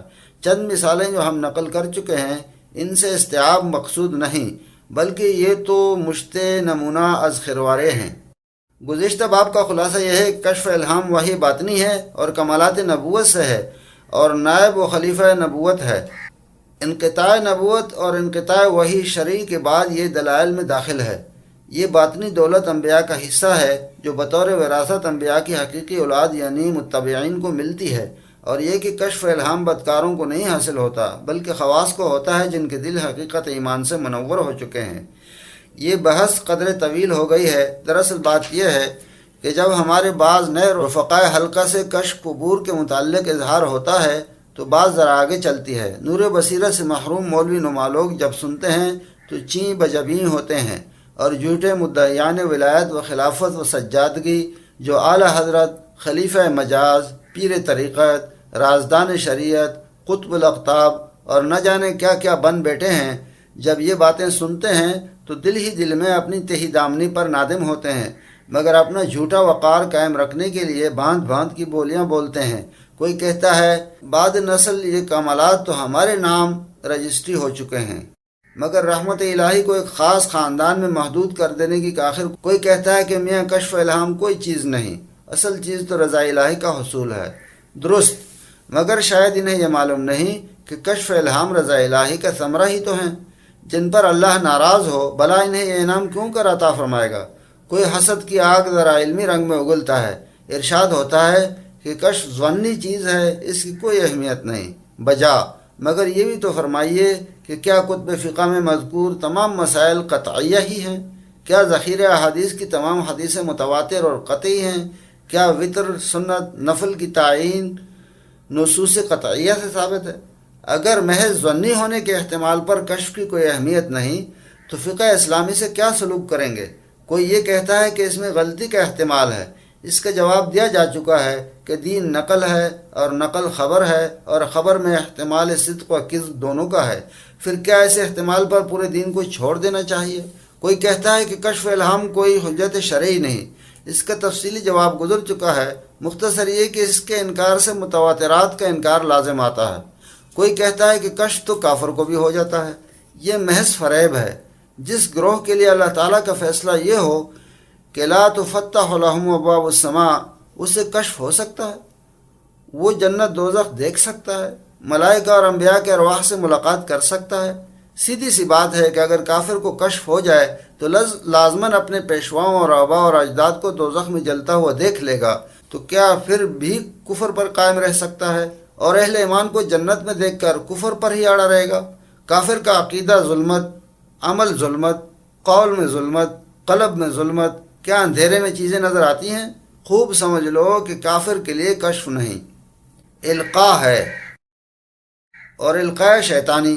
اور اگر کوئی فرشتہ نظر آیا جیسا بدر میں ہوا تو وہ عذاب کے لیے ہے، انعام باری تعالیٰ کے لیے نہیں۔ بعض ظاہر بین جو اس سلسلے میں دھوکہ کھا جاتے ہیں، ہم انہیں حقیقت سے روشناس کرائے دیتے ہیں کہ کافر مسلسل مجاہدہ سے بھوکا پیاسا رہ کر بدن کو کمزور کر لیتا ہے اور بدن میں خون اور چربی کم ہو جاتی ہے، تو اسے ایک طرح کی یکسوئی حاصل ہو جاتی ہے اور قلب پر بعض مادی چیزوں کا عکس پڑتا ہے۔ یہ ہے کافر کے کشف کی حقیقت۔ اسے حقائق اشیاء، برزخ کے حالات، جنت، دوزخ اور عرش و کرسی کہاں نظر آئیں، کیونکہ وَإِنَّمَا هُوَ نُورٌ يَخْتَصُّ بِهِ اللَّهُ مَن يَشَاءُ مِنْ عِبَادِهِ، یہ تو ایک نور ہے کہ اللہ تعالیٰ اپنے خاص بندوں کو اس سے مکرم فرماتے ہیں، تو کافر کو اس سے کیسا حصہ ملا؟ سب سے پہلے کشف کی حقیقت معلوم کر لینی چاہیے۔ الکشف عند الصوفیت هو انکشاف حقائق الالہیت المصور بعد اتخاذه طرفا مخصوصا للوصول الى ذلك، واهل الكشف عندهم الذين وصلوا الى مقام سامى في الصوفیة فيشاهدون حقیقت العالم الروحانی من غیر نظر عقلی بل بنور یقذفه اللہ تعالی فی قلوبهم۔ المنجد یہ لغات کی کتاب ہے جس میں کشف کی ڈیفینیشن بیان فرمائی ہے المنجد میں، کہ کشف جو صوفیہ کے نزدیک کشف کہا جاتا ہے، یہ انکشاف ہے حقائق الہیہ کا، یعنی اللہ کی طرف سے کسی چیز کی حقیقت کا انکشاف۔ للصوفی بعد اتخاذہ طرقا مخصوصا للوصول الى ذلك، ایک خاص طریقہ کو اپنا کر اس تک پہنچا جاتا ہے، اور اہل کشف ان کے نزدیک اس مقام تک پہنچنے والے لوگوں کو کہا جاتا ہے فیشاہدون حقیقت العالم الروحانی، اور وہ مشاہدہ کرتے ہیں حقیقت عالم الروحانی کا اس عقلی نظر سے نہیں بلکہ اس نور سے جو ان کے قلوب میں اللہ پاک نے ڈالا ہے۔ ترجمہ ختم ہوا۔ صوفیوں کی اصطلاح میں کشف کی حقیقت یہ ہے، اگر کافر کو کشف ہوتا تو ماننا پڑتا کہ کافر واصل ہوتا ہے۔ اللہ تعالیٰ کافر کے دل میں وہ نور ڈال دیتا ہے کہ اسے حقائق الہیہ کا انکشاف ہو جاتا ہے، یعنی یہ ماننا پڑے گا۔ اگر اسے درست تسلیم کر لیا جائے تو پھر ایمان لانے کی ضرورت ہی کیا رہ جاتی ہے؟ امام غزالی رحمۃ اللہ علیہ نے احیاء العلوم باب جنود القلب میں فرمایا والکشف مفتاح الفوز الاکبر، یعنی کشف کنجی ہے اعلیٰ کامیابی کی۔ جب کافر کو کشف اصطلاحی ہو جاتا ہے تو گویا اس کے ہاتھ میں فوز کبیر کی مفتاح آ گئی۔ کیا اس کا تصور کیا جا سکتا ہے؟ کافر کے کشف کی حقیقت امام ربانی رحمۃ اللہ علیہ کی زبانی سنیے، فرماتے ہیں کثرت جو البتہ شفا بخش است و صفائے قلب میں شود و جمع دیگر را صفائے نفس، صفائی قلب ہدایت افزا نور بخش است و صفائی نفس ضلالت نما است و ظلمت افزا فلاسفہ انان و براہم جوگیا ہند ہما ریاضت تے گرسنگی صفائی نفس بخشیدہ بضلالت و خسارت دلالت نمود، افلاطون بے خرد اعتماد بر صفائے نفس خود نمودہ، صورت کشفیہ خیالیہ خود در اقتدائے خود ساختہ عجب ورزیدہ، نداز کی این صفا از پوست رقیقہ امارہ او نگذشتہ است و امارہ او بہما خبث و نجاست خود است، پیش از این است کہ نجاست مقلد را غلاف رقیق نمائند۔ مکتوبات امام ربانی مکتوب نمبر 213۔ معلوم ہوا کہ کافر اگر اجازت کرے تو اس کو صفائی نفس حاصل ہو سکتی ہے، مگر کشف عند صوفیہ کا تعلق صفائی قلب سے ہے اور کافر کو صفائی حاصل ہو ہی نہیں سکتی، پھر کشف کیوں کر ہو؟ حضرت لاہوری رحمۃ اللہ علیہ فرماتے ہیں، یعنی حضرت مولانا احمد علی لاہوری رحمۃ اللہ علیہ، یاد رکھیے علم اور چیز ہے، تربیت اور چیز ہے، امراض روحانی کا فقط ایک علاج ہے، اور وہ اللہ والوں کی صحبت ہے۔ ان کی صحبت میں اللہ کے پاک نام کی برکت سے اللہ کی رحمت کے دروازے کھل جاتے ہیں۔ میں کیا عرض کروں، ان کے جوتوں کی خاک کے زروں میں وہ موتی ملتے ہیں جو بادشاہوں کے تاجوں میں نہیں ہوتے، بشرطے کہ عقیدت، ادب اور اطاعت کا دامن ہاتھ سے نہ چھوٹے۔ ان میں سے ایک موتی حلال اور حرام کی تمیز، دوسری موتی کشف قبور۔ جو سرفر نوجوان ان باتوں کو نہیں مانتے، ان سے کہا کرتا ہوں کہ 14 سال کا خرچ میرے پاس جمع کرا دو تو میں تمہیں ایسے اللہ والوں کی صحبت میں جا بٹھاؤں گا جو تمہاری تربیت کریں گے، پھر 1 منٹ میں تم بتا سکو گے کہ قبر هذا المقبور روضۃ من ریاض الجنہ و قبر هذا المقبور حفرۃ من حفر النیران، یعنی پھر تم دیکھ لو گے کہ یہ وہ قبر ہے جس کے بارے میں روضۃ من ریاض الجنہ حضور نے فرمایا، اور یہ وہ قبر ہے جو حفرۃ من حفرۃ النیران، یعنی ایک کھڈا ہے جس میں آگ بھری ہوئی ہے۔ حضرت لاہوری رحمۃ اللہ علیہ نے کشف قبور کو، جو کشف اصطلاحی کی ایک فرد ہے، ایک موتی قرار دیا ہے جو اللہ والوں کی صحبت میں اللہ کے پاک نام کے ذکر کی برکت سے حاصل ہوتا ہے اور کہیں نہیں ملتا، اور ظاہر ہے کہ کافر ان دونوں شرائط سے محروم ہے، پھر اسے کشف کیوں کرو۔ حضرت لاہوری رحمۃ اللہ علیہ تو کشف قبور کو ہی کمال سمجھتے ہیں جو بڑی مدت کے بعد اللہ تعالیٰ کی عنایت سے حاصل ہوتا ہے، بلکہ آپ تو سکھانے کی دعوت بھی دیتے ہیں، فرماتے ہیں سنو، ہوش کرو، مجھے اللہ تعالیٰ نے باطن کی آنکھیں دی ہیں، اور مجھے علم ہے کہ جو نوجوان علماء کرام کو گالیاں دیتے ہوئے مر گئے ہیں ان کی قبریں جہنم کا گڑھا بنی ہوئی ہیں۔ اگر تم کو یقین نہیں آتا تو آؤ میرے پاس آ کر بیٹھ جاؤ، میں نے یہ فن 40 سال میں سیکھا ہے، تمہیں 4 سال میں سکھا دوں گا۔ خدام الدین 63 صفحہ 2-22۔ حضرت کے اس اعلان میں بیک وقت کئی باتیں پائی جاتی ہیں، اپنے کمال کا دعویٰ بھی ہے اور دوسروں کو کامل بنانے کا اعلان بھی ہے۔ جن 2 موتیوں کا مندرجہ بالا بیان میں ذکر ہوا ہے، ان میں سے ایک موتی یعنی کشف قبور کے لیے 40 سال صرف کرنے کا بیان بھی ہے، اور 4 سال میں سکھانے کا دعویٰ بھی ہے، اور یقین پیدا کرنے کے لیے کشف قبور کو ذریعہ بھی قرار دیا گیا ہے۔ حیرت ہوتی ہے کہ حضرت لاہوری رحمۃ اللہ علیہ جیسی شخصیت جس چیز کو 40 سال کی محنت کے بعد حاصل کرے، وہ کافر کو کفر کی حالت میں رہ کر محض تیپا سے حاصل ہو جائے۔ کشف قبور کے متعلق بوجوہ ایک غلط فہمی پیدا ہو گئی ہے کہ یہ کشف کونی ہے۔ اس کے متعلق بنیادی طور پر یہ بات سمجھ لینی چاہیے کہ کشف قبور میں مٹی کے گڑھے کا کشف نہیں ہوتا، بلکہ مقبور کی حالت کا کشف ہوتا ہے، یعنی قبر کے اندر جو مقبور ہے، آدمی ہے یا جو شخص ہے، اس کی حالت کا کشف ہوتا ہے۔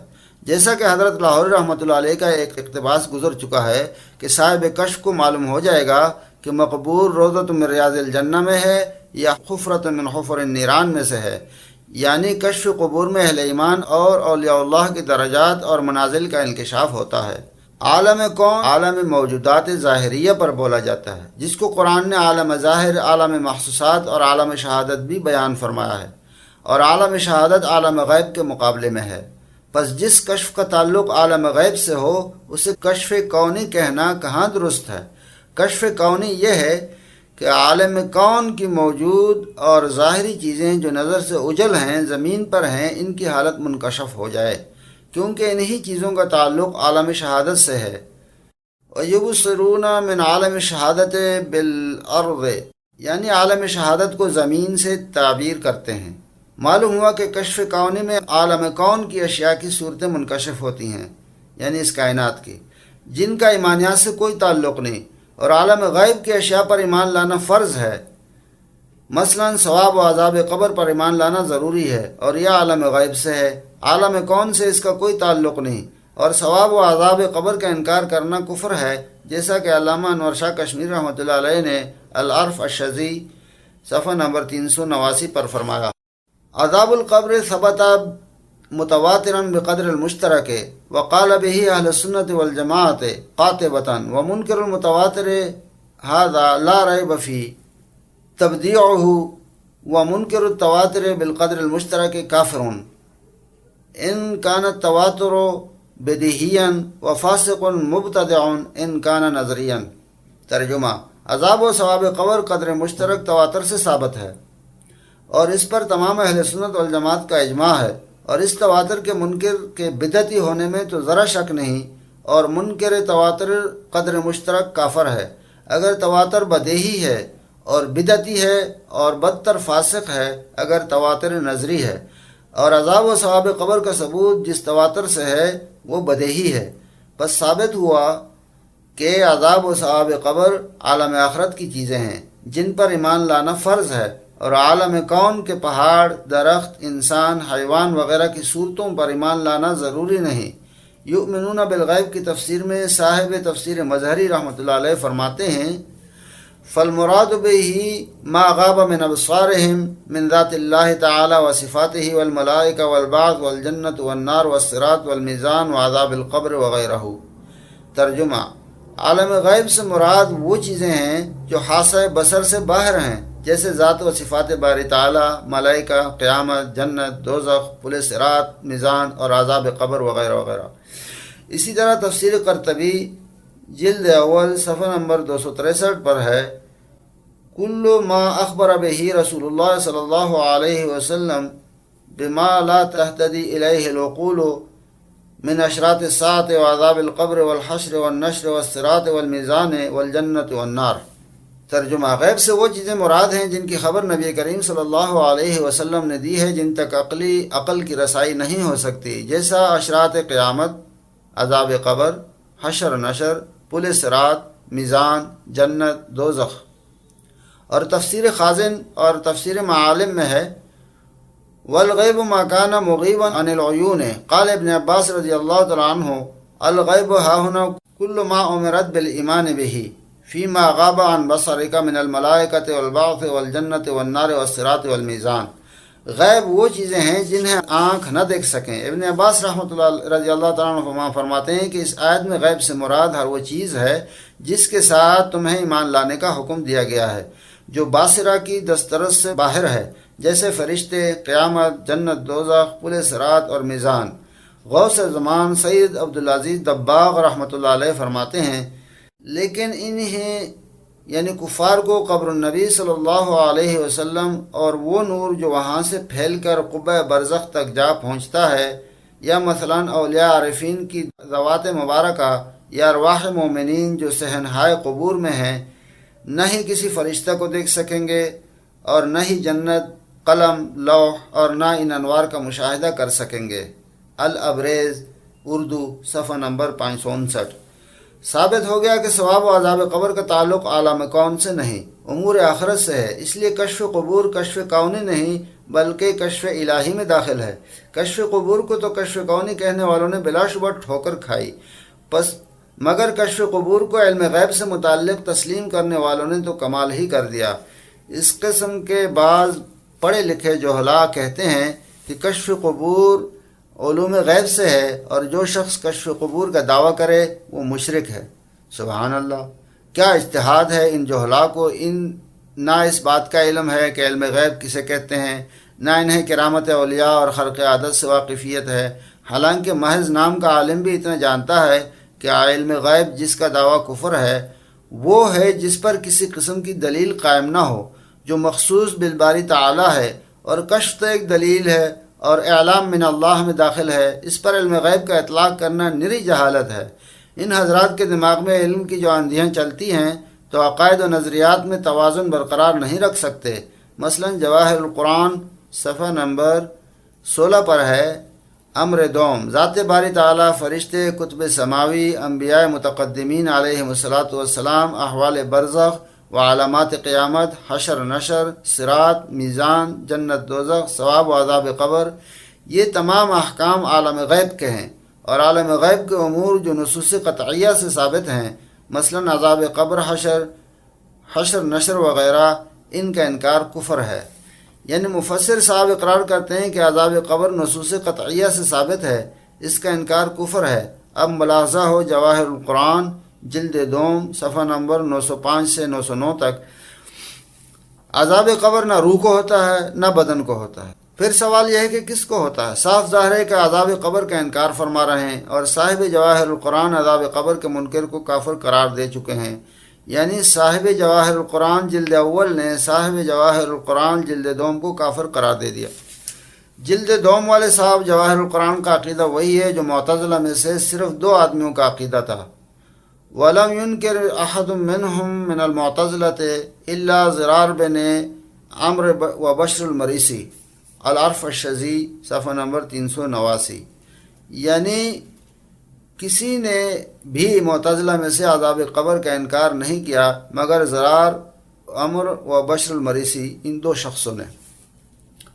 فصل محاکمہ ما بین علماء ظواہر و علماء باطن ازروع کتاب اللہ۔ علماء ظواہر کشف و الہام کی مخالفت کو جائز سمجھتے ہیں اور صوفیاء کرام اس کی مخالفت کو حرام سمجھتے ہیں، بشرطے کہ قواعد شرعیہ کے خلاف نہ ہو۔ حقیقت یہ ہے کہ کشف و الہام جو اپنے مفاوق کے مخالف نہیں، اس پر عمل نہ کرنے سے گو دینی عقاب و طرد تو لاحق نہ ہوگا کہ موجب جزا و عذاب ہو، مگر دنیاوی اور بدنی تکلیفوں کا یقیناً موجب ہوگا۔ لہذا جسمانی اور دنیاوی تکلیفوں سے بچنے کے لیے کشف و الہام پر عمل ضروری ہوا۔ اس قانون کو اچھی طرح ذہن نشین کر لیں۔ اس تقریر سے کشف و الہام کا موجب علم ہونا ثابت ہوا، پس علماء ظاہر کے قول کے مطابق ناقابل التفات قرار دینا غلط ٹھہرا۔ پھر یہ ثابت ہوا کہ موجب وجوب نہیں، پس صوفیاء کرام کا موجب وجوب قرار دینا درست نہ ہوا۔ پس حق دونوں کے بائنا بائن ہیں، درمیان میں ہے، یعنی موجب علم ہے، قابل عمل ہے، مگر موجب وجوب نہیں۔ اب اس کی تفصیل ملاحظہ ہو۔ قال تعالی فوسوس لهم الشیطان وقوله تعالی فلما ذاقا الشجرة بدت لهما سوآتهما۔ نمبر 1، اس سے عصمت اور تصرف یعنی وسوسہ شیطان کا اجتماع ہوا۔ معلوم ہوا کہ وسوسہ شیطانی فی نفس ہی گناہ نہیں، نہ منافی کمالات ہے، جب تک موصل الی المصیبت نہ ہو جائے۔ نمبر 2، حضرت آدم علیہ السلام، حضرت حوا علیہ السلام کو خطاب جو عقل شجرہ سے پہلے ہوا وہ الہامی خطاب تھا، نہ کہ وحی شرعی، جیسا کہ ولا تقربا هذه الشجرة اور وناداهما ربهما میں امام رازی رحمۃ اللہ علیہ نے فرمایا کہ دونوں کو خطاب تھا اور حضرت حوا کو بلا واسطہ حضرت آدم علیہ السلام کو ہوتا تھا، لأنه ما كان مع آدم في الجنة من البشر الا حوا وان الخطاب كان يأتيها من غیر واسطة آدم علیہ السلام بتدلیل قوله تعالی ولا تقربا هذه الشجرة، کہ تم دونوں قریب نہ جاؤ اس درخت کے۔ 40 فی اصول الدین، جلد اول، صفحہ نمبر 339۔ کیونکہ حضرت آدم علیہ السلام کے ہمراہ جنت میں کوئی انسان سوائے حضرت حوا علیہ السلام کے موجود نہ تھا، اور حضرت حوا علیہ السلام کو جو خطاب خدا کی طرف سے ہوا وہ بغیر واسطہ حضرت آدم علیہ السلام کے ہوتا تھا، جیسا آیت ولا تقربا کے قریب نہ جانا سے ظاہر ہے۔ نمبر 3، اس الہام پر عمل نہ کرنے سے حضرت آدم علیہ السلام اور حضرت حوا علیہ السلام کو جسمانی اور دنیاوی مصائب پیش آئے، نہ کہ دینی عقاب۔ اگرچہ قرآن نے حضرت آدم علیہ السلام کے لیے عصا آدم فرمایا، مگر یہ معصیت لغوی ہے، معصیت شرعی قرآن سے ثابت نہیں۔ قرآن نے بدت لہما سوآتہما ہی جرم بیان کیا ہے، حالانکہ یہ جرم نہیں، کیونکہ زوجین کے بدنوں کا ایک دوسرے کے سامنے کھل جانا شرعی جرم نہیں۔ پس ثابت ہوا کہ الہام موجب علم ہے، قابل عمل ہے، اس پر عمل نہ کرنے سے بدنی اور دنیاوی تکلیف ہوئی، دینی عقاب لاحق نہ ہوا، یعنی موجب وجوب نہیں۔ اسی طرح حضرت مریم علیہ السلام کو 5 طرح کا الہامی خطاب ہوا۔ وَكَفَّلَهَا زَكَرِيَّا قَالَ یا مریم انا لک ھذا، یہ خطاب تربیت جسمانی کے لیے ہے۔ وَإِذْ قَالَتِ الْمَلَائِكَةُ وَاصْطَفَاكِ عَلَى نِسَاءِ الْعَالَمِينَ، یہ خطاب تربیت روحانی کے لیے ہے۔ نمبر 3، یا مریم اقنتی لربک وارکعی مع الراکعین، یہ خطاب تکلیف شرعی کا ہے۔ نمبر 4، اذ قالت الملائکۃ ومن المقربین، اس خطاب میں حضرت عیسیٰ علیہ السلام کی بشارت ہے۔ نمبر 5، فناداہا من تحتہا فلم اکلم اليوم انسیا، یہ خطاب حضرت عیسیٰ علیہ السلام کی پیدائش کے بعد تسلی کے لیے ہے۔ ان میں سے 4 خطاب ملائکہ کی طرف سے ہیں جو مامور من اللہ تھے۔ فوائد۔ فائدہ نمبر 1، ملائکہ کا انسان سے کلام کرنا ثابت ہوا۔ نمبر 2، حضرت مریم علیہ السلام کا واقعہ بیان کر کے بتایا کہ انبیاء علیہ السلام کے متبعین کو یہ کمالات بطور میراث ملتے ہیں، تم بھی نبی کریم صلی اللہ علیہ وسلم کے متبع بن جاؤ، تمہیں یہ کمالات پہلے انبیاء علیہ السلام کے متبعین سے بڑھ کر ملیں گے۔ نمبر 3، جو اللہ کا ہو رہے اللہ اس کا ہو رہتا ہے۔ الیس اللہ بکاف عبدہ، حضرت مریم علیہ السلام اور حضرت عیسیٰ علیہ السلام کو غیروں سے بچایا، غیبی رزق دیا، عزت بچائی، تم بھی اس کے ہو رہو، سب کچھ ملے گا۔ وَيَرْزُقْهُ مِنْ حَيْثُ لَا يَحْتَسِبْ سے مزید تاکید فرما دی۔ نمبر 4، بتایا کہ میں اپنے بندوں کی امداد کے لیے بڑی بڑی ہستیوں کو مقرر کرتا ہوں۔ دیکھا حضرت مریم علیہ السلام کی کفالت ایک نبی علیہ السلام کو سونپی اور ملائکہ میں سے حضرت جبرائیل علیہ السلام کو مقرر کیا۔ نمبر 5، جبرائیل علیہ السلام ولی اللہ کے پاس آ سکتے ہیں، صرف وہی شرعی اور وہی احکامی کا سلسلہ ختم ہوا کیونکہ دین مکمل ہو چکا ہے۔ نمبر 6، حضرت مریم علیہ السلام کو کشف الہام کے ذریعے ہدایات دی گئیں۔ نمبر 7، حضرت مریم علیہ السلام نے ان ہدایات پر عمل کیا، پس ثابت ہو گیا کہ کشف الہام موجب علم بھی ہے اور قابل عمل بھی۔ اولیاء اللہ کی شان میں جو احادیث متعلقہ باب میں بیان کی گئی ہیں اور جن سے یہ ظاہر ہوتا ہے کہ انبیاء علیہ السلام قیامت کے دن اولیاء اللہ پر غبطہ کریں گے، ان احادیث کے آیات سے مطابقت ثابت ہوتی ہے۔ مثلا حضرت زکریا علیہ السلام نبی نے حضرت مریم علیہ السلام کے پاس بے موسم پھل دیکھ کر غبطہ کیا اور طالب اولاد ہوئے۔ اسی طرح حضرت خضر علیہ السلام اور حضرت موسیٰ علیہ السلام کے واقعے سے بھی غبطہ ثابت ہوتا ہے۔ ظن غالب یہ ہے کہ گزشتہ شریعتوں میں یہ اصول تھا کہ جو کشف الہام کسی صحیح متبع انبیاء کو ہو اور وہ عام قانون کے خلاف ہو تو وہ کشف اس قانون کا مخصص ہوگا۔ مثلا قانون یہ تھا کہ نابالغ بچے کو خواہ کافر ہو قتل نہ کیا جائے، مگر کسی مخفی علت کے تحت حضرت خضر علیہ السلام نے کافر بچے کو قتل کر دیا تو یہ خلاف قانون نہ ٹھہرا بلکہ اس قانون کا مخصص قرار پایا۔ واللہ اعلم بالصواب۔ خلاصہ، کشف و الہام اولیاء اللہ کے لیے خاص ہیں، نائب وحی ہیں، آسمانی علوم کا واسطہ ہیں، گو وحی کے مقابلے میں کمزور واسطہ ہیں، یعنی موجب علم ہیں، قابل عمل ہیں، موجب وجوب نہیں۔ یعنی موجب علم ہیں، یعنی اس سے علم ہو جاتا ہے، قابل عمل ہیں، عمل اس پر ہو سکتا ہے، موجب وجوب نہیں، اس سے کسی چیز کا فرض واجب ہونا ثابت نہیں ہوتا، یعنی کشف و الہام سے کسی چیز کو فرض اور واجب ثابت نہیں کیا جا سکتا۔ سوال، علم تصوف اور کشف و الہام کا تعلق علم ظاہری سے ہے، بے علم کو کیوں کر کشف ہو سکتا ہے؟ اس سلسلے کے بعض بے علم بھی کشف و مکاشفات کا اظہار کرتے ہیں، کیا یہ ممکن ہے؟ الجواب، صحابہ کرام کے حالات میں ایمان اور علم کی ترتیب کو پیش نظر رکھنے سے یہ عقدہ خود بخود حل ہو سکتا ہے۔ صحابہ کرام کو پہلے ایمان کی دولت نصیب ہوئی جو بجائے خود اجمالی علم کا ثمرہ تھا، لیکن دین کا تفصیلی علم ایمان کے بعد حاصل ہوا۔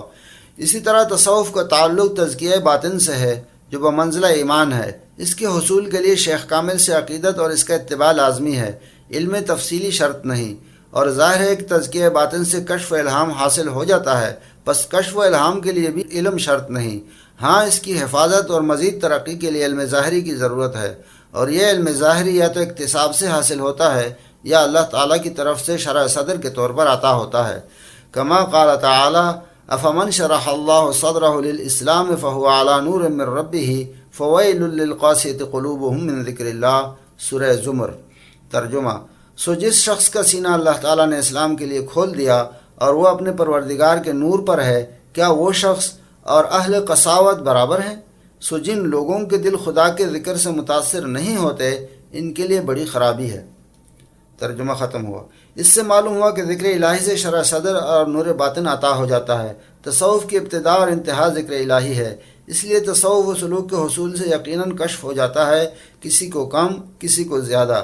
کشف کو محفوظ رکھنے کے لیے اور کشف کی تکمیل کے لیے علم کی اس لیے بھی ضرورت ہے کہ روح کے کلام میں اجمال ہوتا ہے، رموز و اشارات ہوتے ہیں، اس کلام کو ٹھیک طور پر سمجھنے کے لیے 8-10 برس کا عرصہ لگتا ہے، جب کہیں جا کر عالم برزخ کی اصطلاحات پورے طور پر سمجھ میں آتی ہیں۔ اس سے پہلے کشف میں غلطی کا امکان رہتا ہے۔ علم ظاہری کی ضرورت اس لیے بھی ہے کہ اس کے بغیر منازل و سلوک تو طے ہو جاتے ہیں مگر مناسب نہیں دیے جاتے۔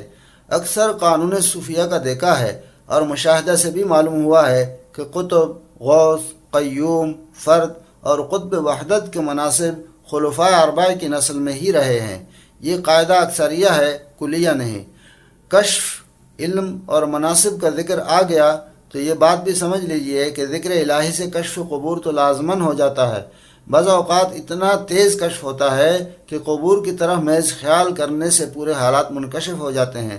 سینکڑوں آدمی ایسے ہوتے ہیں جن کو لوگوں نے غوث اور قطب سمجھ رکھا ہے، انہیں حاجت روا اور مشکل کشا سمجھ کر ان کی قبروں کا طواف کرتے رہتے ہیں، حالانکہ یہ حرکت عقیدہ توحید کے سراسر منافی ہے اور صاحب قبر پر وہ کچھ گزر رہی ہوتی ہے کہ خدا کی پناہ۔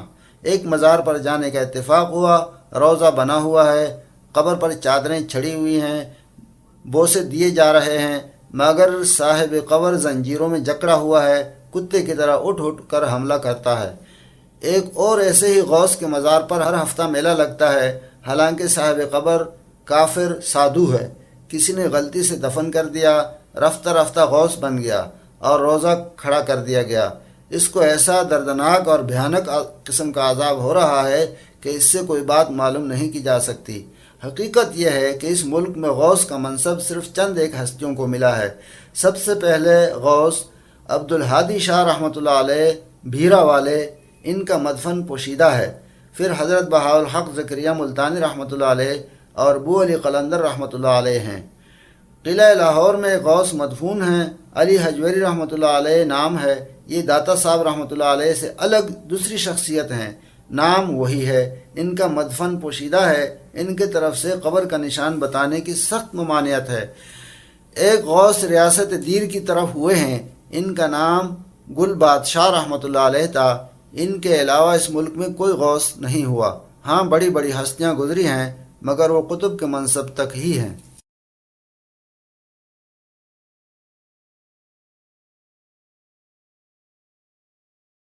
اگر آپ نے ابھی تک ہمارا چینل سبسکرائب نہیں کیا تو ابھی سبسکرائب کریں اور بیل آئیکن کو کلک کر کے ہماری لیٹسٹ ویڈیوز کے بارے میں اپڈیٹ جانیں۔